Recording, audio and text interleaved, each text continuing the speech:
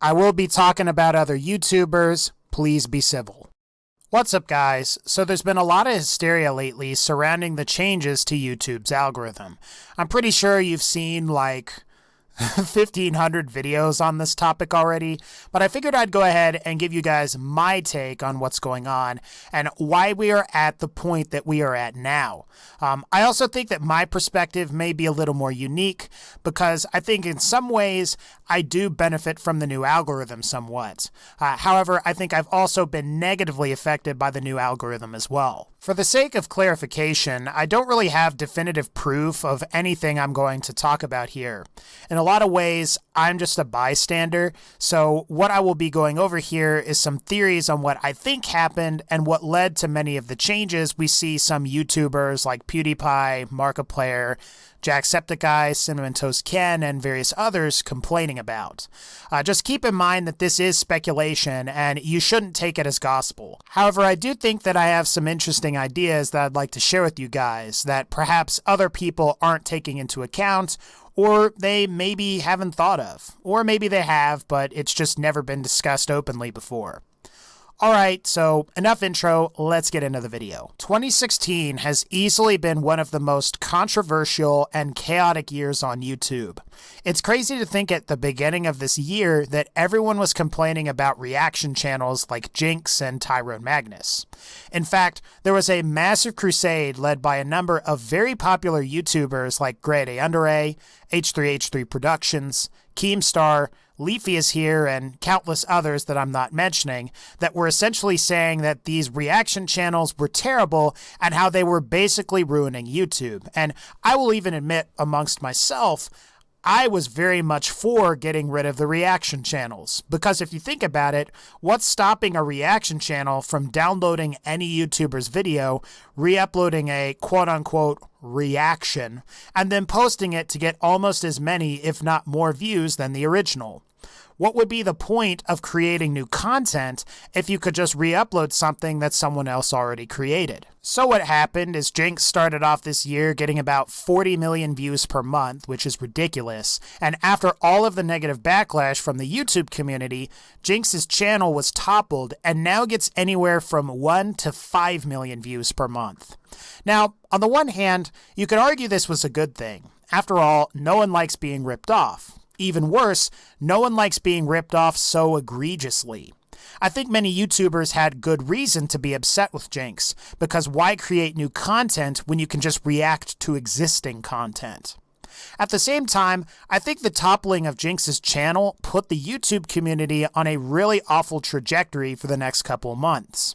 I think it showed that if enough popular YouTubers got together and went after a particular channel, they could obliterate all of that channel's momentum and views. Case in point, look at what happened between KEEMSTAR and the clickbait commentary channels like LEAFY is Here and Pyrocynical. The month before, KEEMSTAR peaked at an insane 34 million views per month. Within the next 2 months, KEEMSTAR plummeted to about 17 million views per month. More recently, the same thing happened with LEAFY is Here. In July 2016, the same month, LEAFY is Here peaked at an even more insane 121 million views per month. Next month he got 90 million, then 70 million, and in October, after the iDubbbz Content Cop video, he plummeted down to 34 million views in 1 month. Regardless of what you think of LEAFY is Here, it's really strange to see YouTubers talk about him from a more neutral perspective before July 2016, and then go on to make hit pieces on him months later. Now, I like and regularly watch a YouTuber by the name of ReviewTechUSA, and I'm going to go ahead and apologize to him now because I am calling ReviewTechUSA out here. But it's really weird that 1 month, ReviewTechUSA is making a video that's more neutral on LEAFY is Here, and then 6 months later, he's making a video saying LEAFY is a piece of shit and he needs to go. It was a complete flip-flop from his original position. And I like you, ReviewTechUSA, but I do have to ask, what made you change your opinion so much? Now, am I trying to defend LEAFY is Here or KEEMSTAR? Not necessarily. I think both of those guys have done some pretty fucked up things. I think my biggest issue with LEAFY is Here was the whole issue with KEEMSTAR. I don't really necessarily care if they were friends or not, or who betrayed who, or whatever, but I think it clearly showed that if enough channels get together and they want to basically dethrone or topple a channel and put another one in its place, they can do it. As far as KEEMSTAR goes, KEEMSTAR has done a lot of crazy things over the past years. That's all I'll say, and we'll just leave it at that. Go look KEEMSTAR up on Encyclopedia Dramatica if you want a list of things KEEMSTAR has done. But I digress. What I take greater issue with is these YouTube crusades that are started by these large YouTube channels with the sole purpose of trying to break certain channels' momentum. In my mind, all this started with Jinx at the beginning of the year, maybe a little before that, and this entire drama between LEAFY, KEEMSTAR, H3H3, iDubbbz, and various other YouTubers is a big reason we've gotten more terms of service changes, algorithm changes, and various other changes to YouTube that no one likes. Okay, to be fair, we can't blame everything on either the drama channels or even the guys that were really opposed to the drama channels. YouTube has also made a lot of changes this year to the way you view your videos. Think about it for a second. Of the number of YouTubers that you watch, how many of them are you actually subscribed to? From my experience, I really like Grade A Under A, but I'm not subscribed to him because his videos show up in my recommended section. I've even had viewers from my channel tell me in my own comment sections that they aren't subscribed, but they watch my videos because they show up in their recommended tab. If the video is getting delivered to you anyway, what incentive do you even have to hit the subscribe button? Have you guys also noticed that YouTube added the notification bell to the subscribe button this year? You now have to go through additional steps to ensure that you're getting the videos from the channels that you want to watch. If you've got 10 million or more subscribers, YouTube is just not delivering your videos to your entire subscriber base.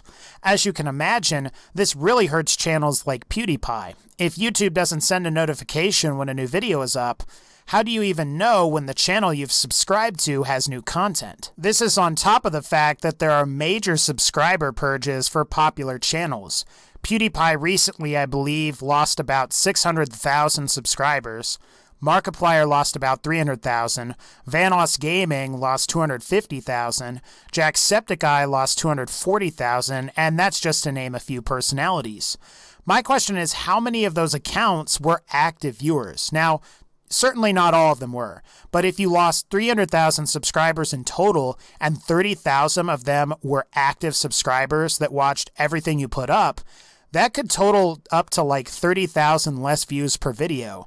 And if you're uploading a new video every single day of the month, that's a decrease of about 1 million views per month. Now, that's not much if you're already getting 100 million views per month, but if that happens several more times, that could be devastating to a channel. Now, I've seen a lot of people also talk about the trending tab as well. I think H3H3 referred to it as the paid promotion tab, and I think to a certain extent that's an accurate assessment. If you click on your trending tab right now, you're mostly getting videos from established legacy media like Jimmy Fallon or The Colbert Show or The Daily Show and various other late-night talk show hosts. While you can occasionally find viral videos from independent creators, more often than not, the people that are on the trending tab paid to be there. And if you're an independent creator, like most of us are, you simply don't even get on the trending tab based on the quality of your video alone. And to be honest with you guys, does anyone on YouTube go viral anymore? When was the last time we had a viral YouTube gamer, or a viral YouTube makeup artist, or even a viral YouTube musician? Chocolate Rain was a phenomenon that since hasn't been replicated. If you can't get on the trending tab because people are paying to be there, then how on earth do we get the next Charlie Bit My Finger? At the end of the day, it's really hard to say what has happened to the YouTube algorithm. However, I think we can all agree that 2016 has by far been one of the most chaotic years on YouTube. We've witnessed the viral success and utter destruction of specific YouTube channels. We've witnessed the introduction of YouTube Heroes. We've witnessed the demonetization of countless YouTube videos that weren't deemed advertiser-friendly. And for gaming channels, the Call of Duty Infinite Warfare trailer is the second most disliked video in YouTube history. Conversely, the Battlefield 1 trailer is one of the most liked video game trailers in YouTube's history. I think there should be little doubt that we're on the cusp of another major shift on YouTube. And as a creator, I think our best hope is that we make it safely to the other side with minimal damage. Alright guys, that's going to pretty much wrap up this particular video. If you like this video, please be sure to leave a like. I also want to see if we can get to 2,000 likes on this video. If we can't, it's not a big deal. I'll go back to the Borderlands and Fallout videos and Skyrim videos shortly. But again, I want to see if you guys like this video, if you like these commentaries. I'd like to do more. It's different, but again, I'll only do it if you guys like it. So again, guys, like this video if you liked it. Take care, and I'll see y'all next time.